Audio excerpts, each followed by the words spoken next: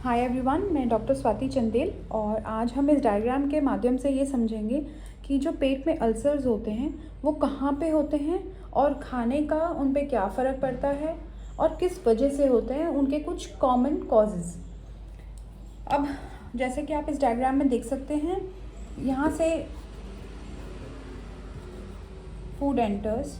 अब फूड यहाँ से, फिर ये ईसोफेगस मतलब फूड पाइप,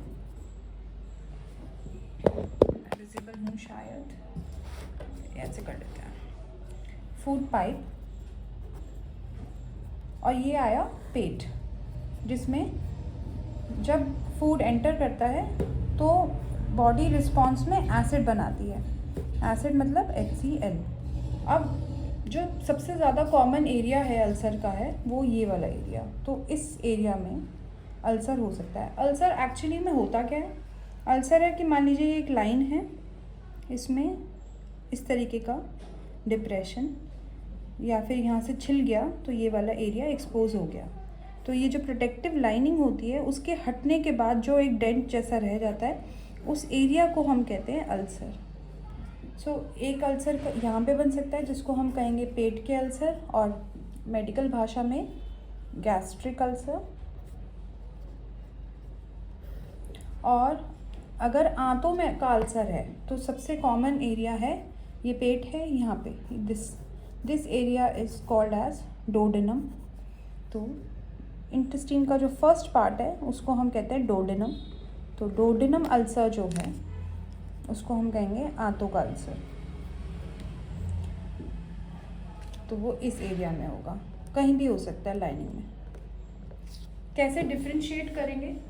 डिफ्रेंशिएट ऐसे करेंगे कि जब हमारा खाना गया,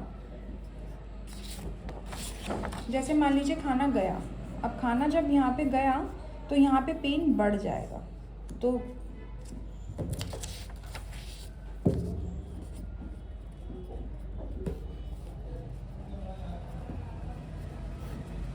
गैस्ट्रिक में पेन आफ्टर फूड, ठीक है, क्योंकि एसिड क्या करता है, एसिड रिलीज होता है और वो एसिड इस अल्सर के ऊपर जाके लगता है।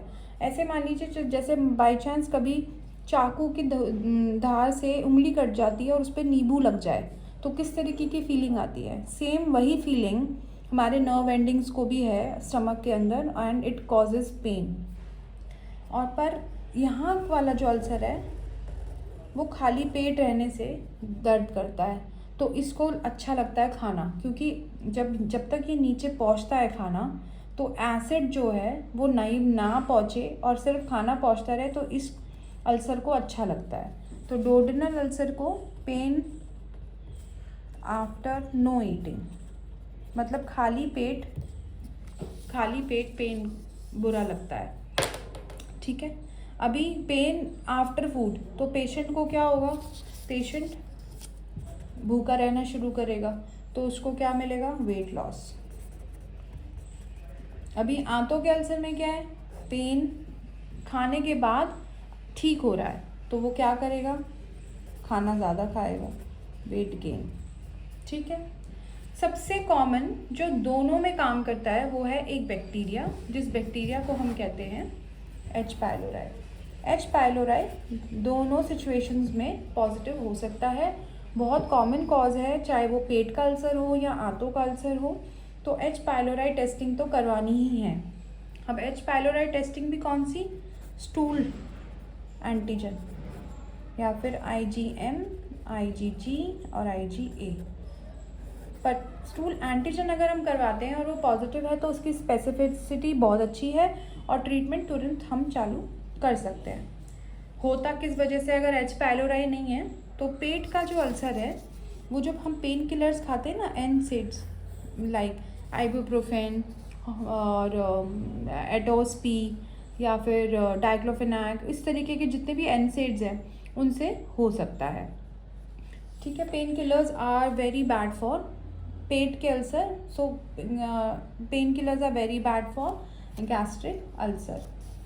अब क्योंकि यहाँ पे रिपीटेड करोजन हो रहा है एसिड से, तो यहाँ पे कैंसर की संभावना ज़्यादा होती है और यहाँ पे कैंसर की संभावना कम होती है, क्योंकि पेशेंट खाना खा के ठीक कर ले रहा है। बट यहाँ पे क्या है कि खाना भी नहीं खा पा रहा है, एसिड तो फिर भी बन रहा है एंड वो कंटिन्यूसली वहाँ पे करोजन होती जा रही है। तो और एसिड वाले अल्सर्स जो होते हैं, जो गैस्ट्रिक अल्सर होते हैं, वो ज़्यादातर ओल्डर पेशेंट्स में होते हैं, और ये वाले डोडनल अल्सर्स जो होते हैं आंतों वाले, वो यंग पेशेंट्स में होते हैं। तो इस तरीके से हम लोग डिफ्रेंशिएट कर सकते हैं। और बाकी इसके अलावा मेरे ख्याल से ब्लीडिंग रिस्क, जो ब्लीडिंग रिस्क है वो आंतों के अल्सर में ज़्यादा है। This area is more prone.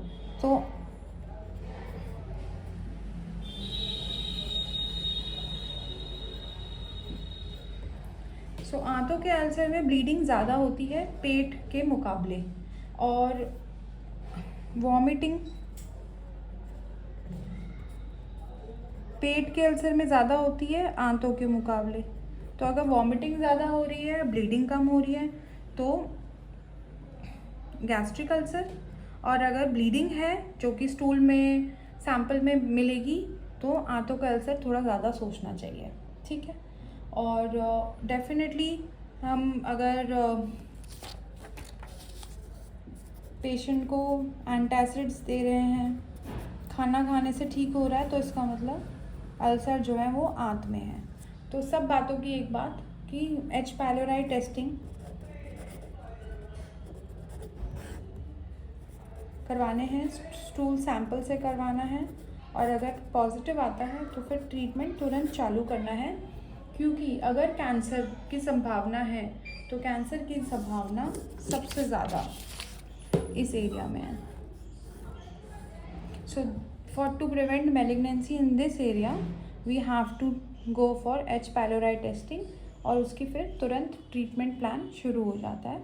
उसके लिए आपको कौन से डॉक्टर के पास जाना है? इसके लिए आपको गैस्ट्रोएंटेरोलॉजिस्ट के पास जाना है। गैस्ट्रो मतलब पेट, एंटेरो मतलब आंतें, जिस्ट मतलब डॉक्टर का स्पेशलिटी। तो गैस्ट्रोएंटेरो के पास आपको जाना है और वहाँ पे आपका ट्रीटमेंट शुरू होगा। बेस्ट है अगर आप अपनी रिपोर्ट लेके जाएं एच पायलोराई एंटीजन की, उससे डॉक्टर को बहुत फ़ायदा होता है तुरंत आपकी ट्रीटमेंट स्टार्ट करने के लिए, और आपका भी एक विज़िट बचता है। So try this and remember कि फूड इनटेक से पहले, फूड इनटेक से दर्द हो रहा है या फूड इनटेक से रुक रहा है। मान लीजिए खाना खाने के बाद 30 मिनट के अंदर, 60 मिनट के अंदर दर्द हो गया, तो पेट की तरफ सोचिए, और अगर खाना खाने से अच्छा लग रहा है, दर्द कम हो रहा है, तो आंतों की तरफ सोचिए। तो इस तरीके से you can differentiate and still H pylori अपना टेस्टिंग करवाने के बाद ही अपने डॉक्टर को विजिट करें।